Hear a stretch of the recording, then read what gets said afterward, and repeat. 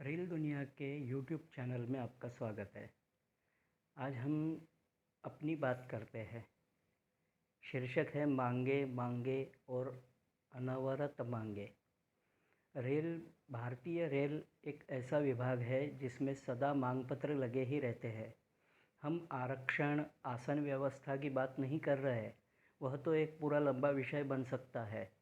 अपितु गाड़ियाँ, स्टॉपेजेस की मांग इत्यादि विषय हमारे विचार में है। आज से कुछ वर्षों पूर्व तक यूँ कहिए कि सोशल मीडिया अति सक्रिय नहीं था, तब तक यह मांगे केवल स्टॉपेजेस या नई गाड़ियों की ही होती थी। अब यात्री संगठन और रेल इंथ्यूसिस्ट यह नई जमात है। इंथ्यूसिस्ट का अर्थ है उत्साही। ये ही मांग करते रहते हैं और इस कदर करते हैं कि जैसे उनके जन्म मरण का प्रश्न हो। यह मांग पूरी नहीं होती तो कोई आसमान ही टूट पड़ेगा, शायद हज़ारों लोगों की रोजी रोटी ही छिन जाएगी, रोजगार डूब जाएंगे और क्या क्या। यह अति उत्साही यात्री आजकल न सिर्फ नई गाड़ियों की मांग रखते हैं, बल्कि साथ में उनकी समय सारिणी, रेट लिंक इत्यादि भी बनाने में तत्पर रहते हैं। फलाने गाड़ी को एलएचबी कर दीजिए, फलाने गाड़ी का रेक शेयरिंग बदल दीजिए, अमुक स्टेशन पर रखरखाव के हेतु शेड बनवा दीजिए। हाँ, आजकल वह पिट लाइन की बड़ी मांग की जाती है। वैसे बहुतों मांगवादियों को पिट लाइन का अर्थ ही पता नहीं रहता। बस यह सुना हुआ रहता है कि स्टेशन पर पिट लाइन नहीं रहने से उसे टर्मिनेटिंग स्टेशन नहीं बनाया जा सकता है, या सीधे शब्दों में वहाँ से कोई गाड़ी शुरू नहीं की जा सकती है। दरअसल किसी भी रेलवे स्टेशन पर रेल इंफ्रा के नाम पर कम से कम 2 railway line, station building, platforms यह मूलभूत सुविधा रहती है। जंक्शन स्टेशन पर इनकी संख्या आवश्यकता के अनुसार बढ़ती है और ट्रेन टर्मिनेटिंग स्टेशनों पर stabling line, pit line, stabling yard, maintenance shed इत्यादि सुविधाएं बढ़ाई जाती है। यह एक एक इंफ्रास्ट्रक्चर अर्थात बुनियादी सुविधाओं के न केवल ज़मीनी जगह बल्कि प्रशिक्षित कर्मी, निधियों के आवंटन की भी आवश्यकता रहती है। स्टेबलिंग लाइन यानी जिस गाड़ी का परिचालन पूरा हुआ उसे टर्मिनेटिंग स्टेशन पर पिट लाइन पर रखरखाव के लिए ले जाने हेतु खड़ा किया जाता है।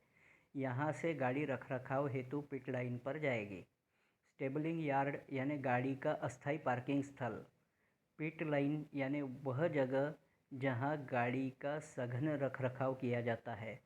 पिट यानी गड्ढा। पिट लाइन यानी पटरी के बीच एक गड्ढे की व्यवस्था जिसमें लाइट्स भी लगे हो और मेंटेनेंस करने वाले प्रशिक्षित कर्मचारी उसमें उतरकर गाड़ी की किसी भी समय राउंड द क्लॉक यानी सुबह रात के 12 बजे 24 घंटे सघन जांच कर सके। पिट लाइन के आजू बाजू में पूरी गाड़ी में चढ़ने और उतरने के लिए प्लेटफॉर्म सदृश रैंप बने होते हैं जो करीबन 2 फुट सकड़े होते हैं। पिट लाइन के अंदर लाइट्स की भी सुविधा होती है। रेल प्रशासन इन लोगों की इस तरह की मांगों को देखकर चकित रह जाता है। चूँकि पिट लाइन, मेंटेनेंस शेड इत्यादि बुनियादी सुविधाओं का निर्माण सीधी मांग करने जितना सहज नहीं है। बुनियादी व्यवस्था के प्रस्ताव उच्चतम अधिकारी किया करते हैं और उसके निर्णय मंत्रालयाधीन होते हैं। लेकिन हमें नई गाड़ी चाहिए। गाड़ी नहीं मिलने की वजह यदि पिट लाइन है, पिट लाइन की अनुपलब्धता है तो पिट लाइन भी चाहिए, और रखरखाव यह वजह है तो मेंटेनेंस शेड बनवा दीजिए। हनुमान जी की पूँछ की तरह एक दूसरे से जुड़ी मांगों की सूची बढ़ती चली जाती है। आप जानकर चकित रह जाओगे कि किसी भी बुनियादी व्यवस्था के निर्माण के लिए 16 तरह के बेसिक अप्रूवल स्टेजेस हैं। उनको पार करने के बाद किसी स्टेशन को यह सुविधा उपलब्ध कराई जा सकती है। मित्रों, यह सूची मेरे टेलीग्राम ग्रुप मित्र श्री अभिषेक गोपाल द्वारा प्राप्त हुई है, जो संभावित सूची है। आशा करता हूँ आप इसे आखिर तक पढ़ें और अंत तक होश में ही रहे। जी, नंबर लीजिए। 1, परियोजना शुरू होने से पहले उसकी संकल्पना का अनुमोदन। 2, डीपीआर यानी डिटेल्ड प्रोजेक्ट रिपोर्ट, डीपीआर की मंजूरी। 3, निधि स्वीकृति, प्रत्येक वित्तीय वर्ष में होता है और ऐसा आने वाले प्रत्येक वर्ष में भी करना पड़ता है। 4. सभी हितधारकों द्वारा ड्राइंग डिज़ाइन का अनुमोदन। 5. पर्यावरण मंजूरी। 6. स्थानीय निकाय की मंजूरी, राज्यों के आधार पर कई है। 7. वायु और जल अधिनियम की मंजूरी। इसके बाद शुरू होती है निविदा प्रक्रिया। 8. निविदा अनुमोदन। 9. निविदा स्वीकृति। 10. प्रारंभ अनुमोदन। 11. विनिर्देशों की स्वीकृति। 12. नमूने अनुमोदन। 13. विचलन भिन्नता अनुमोदन। कार्य करते करते कुछ बदलाव करने पड़े तो। प्रोजेक्ट पूरा होने के बाद भी। 14. निर्माण के बाद स्थानीय निकाय की मंजूरी का एक और दौर। 15. सौंपना, प्रोजेक्ट का सौंपना, जो विडंबना है कि लाख मंजूरी अनुमोदन प्रक्रियाओं से गुजरने के बाद फिर से किसी के अनुमोदन की आवश्यकता है।